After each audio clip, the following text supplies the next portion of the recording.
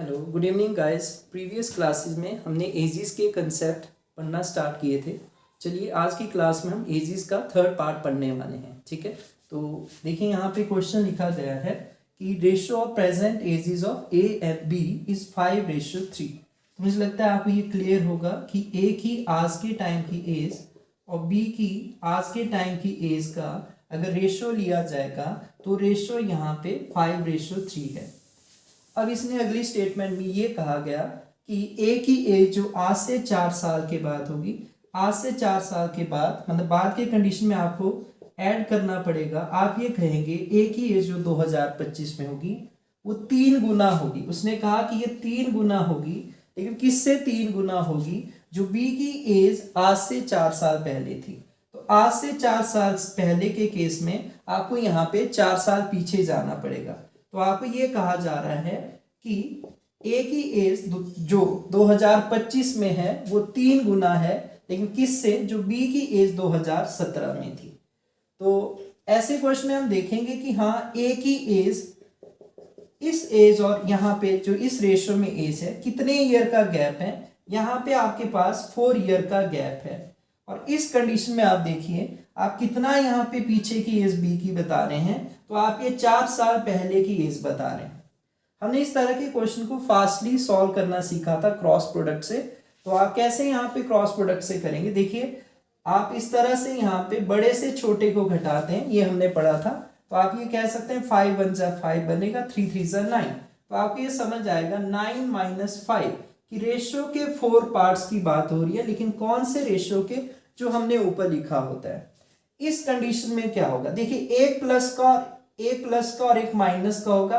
इस कंडीशन में बड़े से छोटा नहीं घटता है, ये हमने पढ़ा था। इस कंडीशन में ये दोनों एड अप हो जाएंगे। 3 4 जा क्या होगा 12 एंड 4 1 जा क्या होगा 4। 12 + 4 आपने 16 करना है। तो आप ये कह सकते हैं कि यहाँ पे देखिए क्या किया, 3 4 जा 12 प्लस आपके पास यहाँ पे इस तरह से 4 1 जा 4। लेकिन यहाँ पे एक चीज आपको समझ आ रही है कि ये 4 यहाँ पे कॉमन था, तो इस कंडीशन में आपको सब्ट्रैक्ट नहीं करना है, डायरेक्टली आप रेशियो को ऐड कर सकते हैं।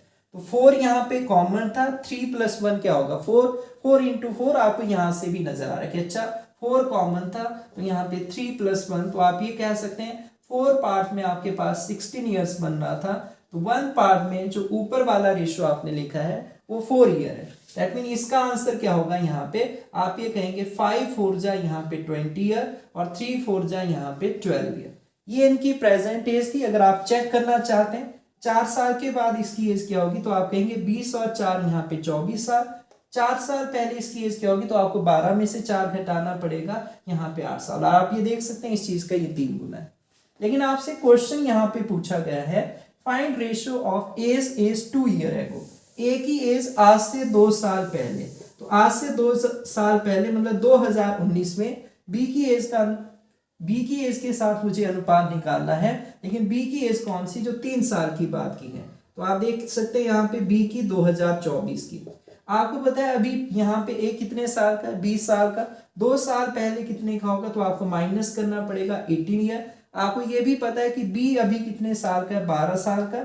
3 साल के बाद कितना हो जाएगा? 3 प्लस करना पड़ेगा 15 साल। तो आप यहाँ पे देखेंगे 3 आपका कॉमन फैक्टर है। तो जो इस क्वेश्चन का आपका आंसर बनेगा वो बनेगा 6:5। मुझे लगता है आपको ये चीजें समझ आ रही होंगी, और अगर आप बेसिक क्लास से जुड़े हैं तो आपको ये कंसेप्ट क्लियर होगा। हाँ, जिन बच्चों को नहीं समझ आएगा वो बेसिक से जाना चाहेंगे तो आप इस तरह से जा सकते थे। 5x यहाँ पे कॉमन फैक्टर जोड़ते, ये 5x और ये आपके पास 3x बनता।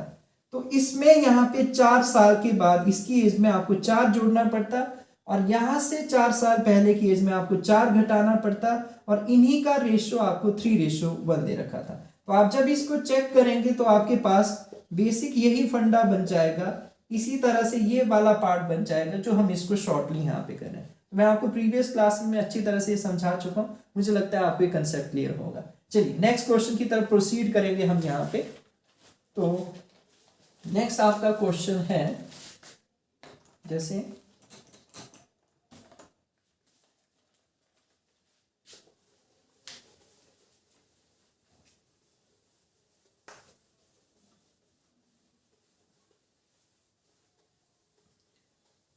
सेकंड क्वेश्चन यहाँ पे लिया गया है, जैसे आपको ये कहा गया है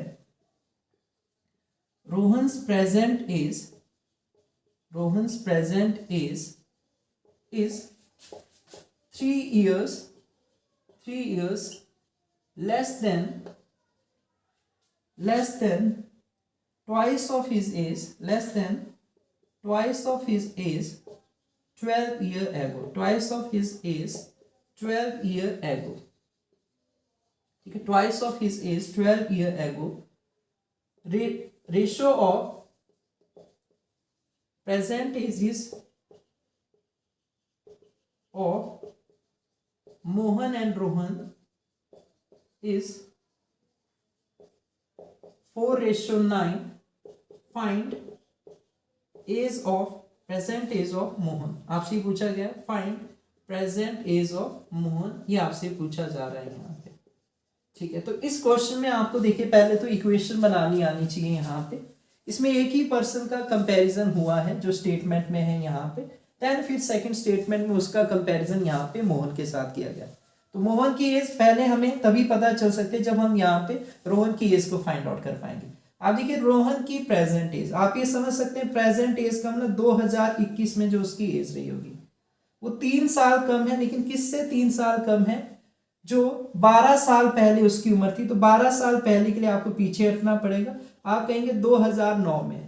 अब इसने क्या कहा यहाँ पे कि रोहन की जो प्रेजेंट एज है, मतलब रोहन की जो 2021 में एज है, आप ये कह सकते हैं इक्वेशन ये कहा जा रहा है रोहन की जो 2021 में एज है वो 3 साल कम है, लेकिन किससे 3 साल कम है, twice his age 12 year ago, दुगना किया जाए उसकी उम्र का जो 12 साल पहले थी। तो 12 साल पहले हमने कहा 2009 में जो रोहन की उम्र थी, अगर उसका दुगना किया जाए उससे यहाँ पे 3 साल कम है आज के टाइम पे उसकी एज। तो इस क्वेश्चन में मैं कैसे प्रोसीड कर सकता हूँ, अगर मैं रोहन की एज को x मानूं यहाँ पे 2009 की, तो आप ये समझ आ रहा है कि ये तो फॉरवर्ड डायरेक्शन हो गया, आप पास्ट से प्रेजेंट की तरफ आ रहे हैं, 12 साल आगे आ रहे हैं। तो इस कंडीशन में इसकी एज यहाँ पे x + 12 हो जाएगी। तो प्लस में अज्यूम करना ज्यादा आसान रहता है एज कंपेयर टू हम माइनस में जाए। हाँ, कोई बच्चा अगर इसकी प्रेजेंट एज को मानना चाहता तो इसको यहाँ पे y मान सकता था, उस कंडीशन में 12 साल पहले की एज इसकी y - 12 आ जाएगी। जैसे आपको सही लगे आप वैसे प्रोसीड कर सकते हैं, मैं इसको प्लस में यहाँ पे सॉल्व करूंगा। तो आप ये देखिए यहाँ पे इसकी प्रेजेंट एज क्या हो जाएगी, 2009 में अगर इसकी एज x है, अगर उसका डबल किया जाए तो 2 × x बन जाएगा, लेकिन उस 2x से ये 3 साल कम है। लेकिन क्या 3 साल कम है, जो इसकी वर्तमान आयु है। तो वर्तमान आयु इस हिसाब से यहाँ पे क्या बनेगी, x + 12, ये आपके पास इक्वेशन बनेगी। मुझे लगता है आपको पॉइंट समझ आया होगा। इक्वेशन अब आपके पास क्या बननी है, x + 12 यहाँ पे किसके बराबर है, 2x - 3। देखिए ये इस साइड जाएगा और ये इस साइड जाएगा, तो एक प्लस का एक माइनस का इधर आके प्लस का बच जाएगा। 2x से देखिए x घटा और ये 12 प्लस यहाँ पे 3, ये इस साइड गया और ये इस साइड गया। तो आपको यहां से समझ आ रहा है कि x की वैल्यू है यहाँ पे 15 ईयर, लेकिन x को हमने अज्यूम क्या किया था, यहाँ पे x को अज्यूम किया था हमने रोहन की एज जो आज से 12 साल पहले थी, मतलब यहाँ पे 15 साल का था आज से 12 साल पहले। तो आज के टाइम क्या होगा यहाँ पे, तो 2009 से हम 12 साल आगे को आए तो 15 + 12, आज के टाइम रोहन यहाँ पे 27 साल का है। आप ये कंफर्म भी कर सकते हैं कि देखिए 15 + 12 ये हमें कहा जा रहा है कि ये उसकी प्रेजेंट एज है। तो क्या उसकी एज थी 12 साल पहले, 12 साल पहले 27 से आप 12 घटा के भी देखें, यहाँ से देखें 15, तो आप ये देखेंगे 15 का 2 गुना होता है 30, और 30 में से आप 3 घटाएंगे तो आपको यही चीज मिल जाएगा। मुझे लगता है आपको पॉइंट क्लियर हुआ होगा कि किस तरह से इसको प्रोसीड करेंगे। हाँ, जिन्होंने y माना होगा तो तब आपके पास क्या हो जाएगा, यहाँ पे y आ जाएगा, यहाँ पे 2 × y - 12 आ जाएगा, आपका आंसर वही आएगा। उस कंडीशन में y आपका 27 आ जाएगा। मुझे लगता है आपको पॉइंट क्लियर हुआ होगा। लेकिन हमसे ये पूछा गया कि मोहन और रोहन की एज का रेशियो है यहाँ पे 4:9, और मोहन की एज हमसे पूछी गई है। तो हमें पता है रोहन की प्रेजेंट एज तो हमें मालूम हो चुकी है, यहाँ पे कितना है, यहाँ पे 27 ईयर। तो 9 का कितने टाइम्स है, यहाँ पे आपने चेक किया 9 का 3 टाइम्स आपके पास 27 है। तो रेशियो में एक जैसा कॉमन फैक्टर होता है, यहाँ पे भी 3 से मल्टीप्लाई होगा। तो आपको ये समझ आ रहा होगा कि मोहन की जो एज है प्रेजेंट एज वो यहाँ पे, क्वेश्चन नंबर 3, 1 year ago 1 साल पहले, ठीक है, A was 4 times of age of B. इसने कहा 1 साल पहले ए 4 गुना था बी की एज का, और इसने ये कहा 6 year hence, आज से 6 साल के बाद 6 year hence age age will exceed by B's age by 9 years। तो आपसे ये पूछा गया है फाइंड, आपसे यहाँ पे पूछा गया है कि मैं शॉर्ट में लिख रहा हूं कि आप यहाँ पे B की और A की प्रेजेंट एज का यहाँ पे रेशियो बताएंगे। यहाँ पे क्वेश्चन की लैंग्वेज है, लास्ट में आपसे पूछा गया find ratio of their present ages, लेकिन किसका, B to A, क्योंकि क्वेश्चन में A to B आपका कहा गया लेकिन रिवर्स पूछा गया तो इसलिए इसने मेंशन किया यहाँ पे। इस क्वेश्चन को कैसे प्रोसीड किया जाएगा, जब भी कंपैरिजन होता है, जहां पे कंपैरिजन किया जाता है आपको उसको अज्यूम करना होता है। फॉर एग्जांपल देखिए कैसे, आपको ये कहा गया 1 साल पहले, तो 1 साल पहले मतलब 2020 की बात की, उसने कहा यहाँ पे A 4 गुना था किसकी एज का, B का, 4:1 ये आपके पास मेंशन था। 6 year hence, तो ये फ्रॉम दैट टाइम नहीं कहा गया, अगर उसमें से नहीं कहा गया तो मुझे प्रेजेंट से चेक करना है 6 साल यहाँ पे, ठीक है। तो आप ये देखिए यहाँ पे 6 साल के बाद आपके पास ये 2027 की बात कर रहा है। मुझे लगता है आपके पॉइंट क्लियर हुआ होगा कि हाँ इस तरह से ये चेक करेंगे 6 साल के बाद। इसने क्या कहा कि ए की एज बी की एज से यहाँ पे इस कंडीशन में 9 साल ज्यादा है, मतलब ए और बी की एज का जो गैप है यहाँ पे 9 साल है। तो यहाँ पे अब कुछ बच्चे इस क्वेश्चन को कैसे सॉल्व करने लगते हैं, 2021 में इनकी एज को अज्यूम करना स्टार्ट करते हैं, एक्स और वाई। ऐसा बिल्कुल भी नहीं करना, इससे क्वेश्चन आपका 2 वेरिएबल में चला जाएगा और लेंथी हो जाएगा। अगर आपके कंसेप्ट सही है तो ये क्वेश्चन विद इन आपका 10 सेकंड और 20 सेकंड सॉल्व हो सकता है। लेकिन कैसे, ध्यान दीजिए, अगर मैं आपको समझाना चाहूँ पहले इक्वेशन से, तो आप ये कहेंगे कॉमन फैक्टर आपको वहां पे मानना चाहिए जहां पे रेशियो दे रखा होता है। क्यों, क्योंकि रेशियो में एक जैसा कॉमन फैक्टर रहेगा और आपकी इक्वेशन एक वेरिएबल में चलेगी। अगर ये 4x होगा तो इसकी एज x होगी, प्रेजेंट एज यहां से क्या होगी, 1 साल आगे है तो आप ये कहेंगे 4x+1 और इसकी प्रेजेंट एज क्या होगी, x+1। मुझे लगता है आपके पॉइंट समझ आया होगा। प्रेजेंट एज ई है, यहां से ये चेक किया हमने, 1 साल बढ़ाया। यहां से 6 साल के बाद क्या होगा, यहां से 6 साल के बाद 4x+1+6 हो जाएगा, तो इसकी एज 4x+7 बन जाएगी और इसकी एज यहाँ पे भी अगर 6 जोड़ेंगे तो x+7 बन जाएगा। मुझे लगता है आपकी बात समझ आई होगी। और इसने कहा 6 साल के बाद इनकी एजेस का डिफरेंस, मतलब ए की उम्र बी की उस उम्र से 6 साल के बाद जो उम्र थी उससे 9 साल ज्यादा थी, तो हम डिफरेंस देखेंगे यहाँ पे। तो जब आप डिफरेंस लेंगे ये आपको 9 नजर आएगा, ये उसने कहा। 4x+7 है, देखिए यहाँ पे -x और -7 ये बना, 7 से 7, 4x से 3x, तो आपको समझ आ रहा है 3x = 9 ईयर। तो x आप यहाँ पे कहेंगे 9/3, यहाँ पे 3 साल। मुझे लगता है आपको पॉइंट समझ आया होगा कैसे इस क्वेश्चन को सॉल्व करना, और इससे भी फास्टली कर सकते हैं, लेकिन मैं आपको बेसिक समझा रहा हूँ ताकि चीजें क्लियर हो। तो यहाँ पे इसकी उम्र मतलब 1 साल पहले ये 3 साल का था और ये 12 साल का था, तो अभी ये कितने का होगा, 12 और 1 कितने का हो जाएगा, 13 साल का, और ये कितने का होगा, 3 1 4। यहाँ से 6 साल के बाद ये कितने का था, ये 19 साल का था। यहाँ से 6 साल के बाद ये 4 और 6 यहाँ पे 10 साल का। ये x की वैल्यू पुट करेंगे, 3 + 7 10 साल आपको ये नजर आ रहा होगा।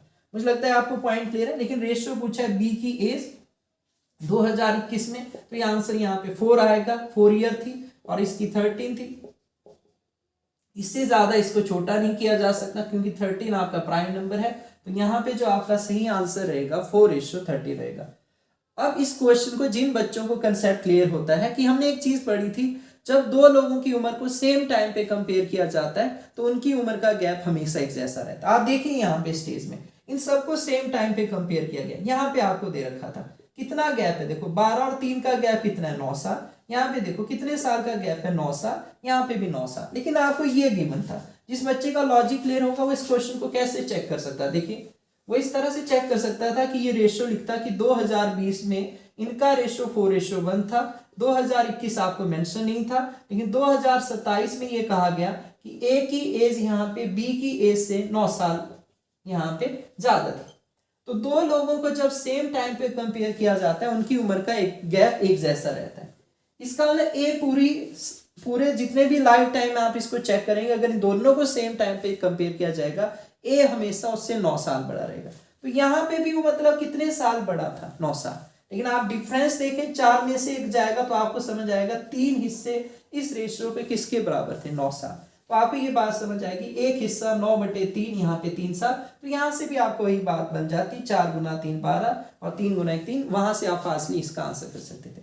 मुझे लगता है ये छोटे छोटे पॉइंट है जो सीखने वाले हैं और आपके एग्जाम पॉइंट ऑफ व्यू से इंपॉर्टेंट बनते हैं। बाकी आप क्वेश्चन को बार बार पढ़ेंगे, कुछ ना कुछ यहाँ पे नई चीज बन के आएगी। ठीक है, मुझे लगता है आपके पॉइंट क्लियर हुआ होगा। नेक्स्ट क्वेश्चन की तरफ प्रोसीड करते हैं। तो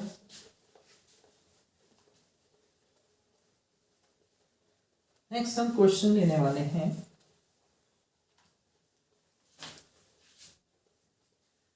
अब ये क्वेश्चन दिया गया, 3 years ago average age of family of 6 members was 19 years. During this time period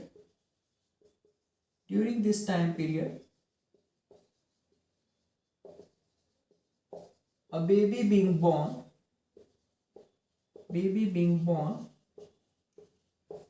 ठीक है। now average age of family is same as before,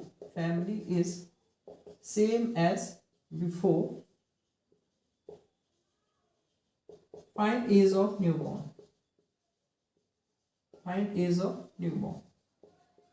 ठीक है, तो इस तरह का क्वेश्चन भी इंपॉर्टेंट है, कई बार ये कॉम्पिटिटिव एग्जाम में इसी टाइप के ऊपर बेस्ड आपका क्वेश्चन बना है।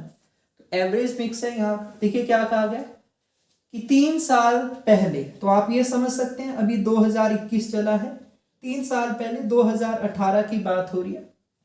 Average age of family of 6 member, कि एक फैमिली में 6 लोग थे, और एवरेज का मतलब है कि सबको जब इक्वली यहाँ पे डिस्ट्रीब्यूट किया गया तो एवरेज कितने की थी, यहाँ पे उसने कहा 19 ईयर्स।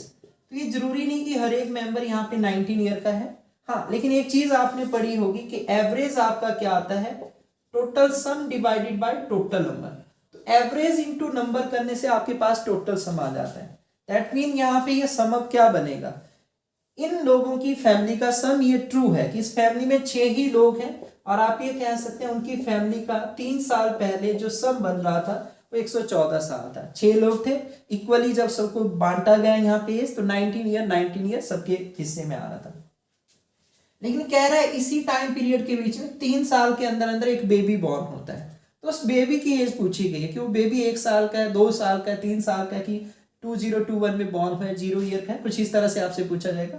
तो इस क्वेश्चन को हम कैसे सॉल्व करते हैं, इस क्वेश्चन को सॉल्व किया जाता है, एक केस आप यहाँ पे विदाउट बेबी यहाँ पे कंसीडर करेंगे और एक केस आप विद बेबी यहाँ पे कंसीडर करेंगे प्रेजेंट एज के रेफरेंस में।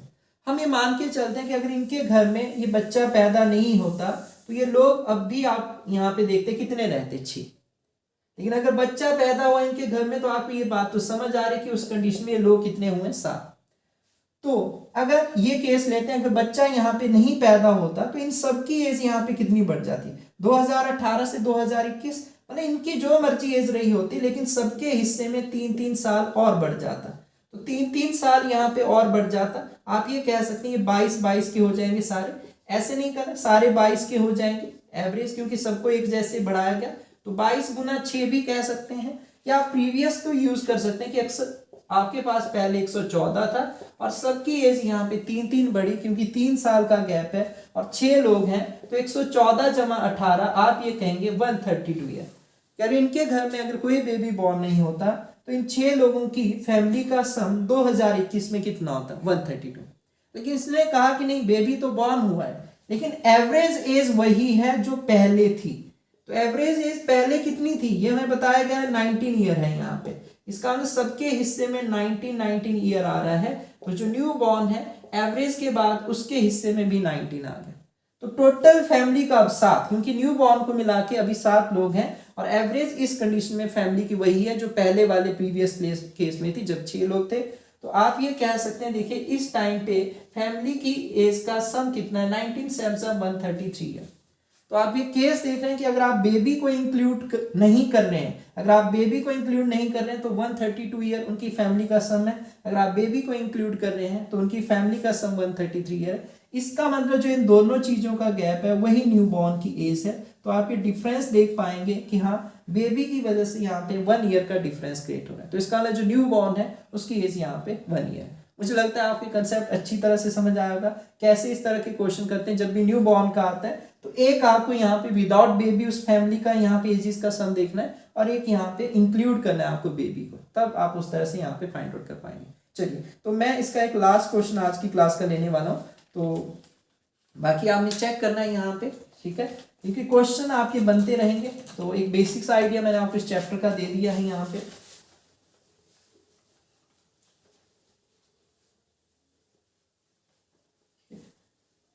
क्वेश्चन आपसे ये पूछा गया कि आयसा's फादर, यहाँ पे क्वेश्चन पूछा गया आयसा's father was 38 years when she was born, कि जब आयशा पैदा हुई थी तो तब उसके पिता की उम्र 38 साल थी यहाँ पे। अब उसने कहा while ठीक her mother's age was 36 years when her younger brother, her 4-year younger brother was born. Younger brother was born. Find difference between ages of her parents, ये आपसे पूछा गया है, ठीक है। तो इस तरह का आपसे क्वेश्चन पूछा गया है। तो देखिए इस तरह की कंडीशन हम लेते हैं कि जब आयशा पैदा हुई, मान लीजिए जब आयशा पैदा हुई तो हमें पता है जब आयशा पैदा हुई होगी तो वो 0 ईयर की होगी। उसने कहा कि जब आयशा पैदा हुई तो उसके फादर की उम्र यहाँ पे 38 साल थी। मुझे लगता है आपको पॉइंट क्लियर हुआ होगा। इनकी फैमिली में क्या है, इनकी मदर है यहाँ पे और एक इसका भाई है छोटा यहाँ पे। कितने साल छोटा है, ये कहा गया कि आयशा का भाई यहाँ पे उससे 4 साल छोटा है। इसका मतलब क्या है कि जब आयशा 4 साल की हो चुकी होगी तब उसका ब्रदर यहाँ पे पैदा हुआ। मुझे लगता है आपको बात समझ आएगी कि यहाँ पे क्या कहा गया कि जब आयशा पैदा हुई थी तब उसके फादर की उम्र 38 साल थी, लेकिन उसका भाई है यहाँ पे उससे 4 साल छोटा है। 4 साल छोटा होने का मतलब क्या है कि अगर आपका भाई आपसे 4 साल छोटा है तो दैट मीन जब वो पैदा हुआ होगा तब आप 4 साल के हो चुके होंगे।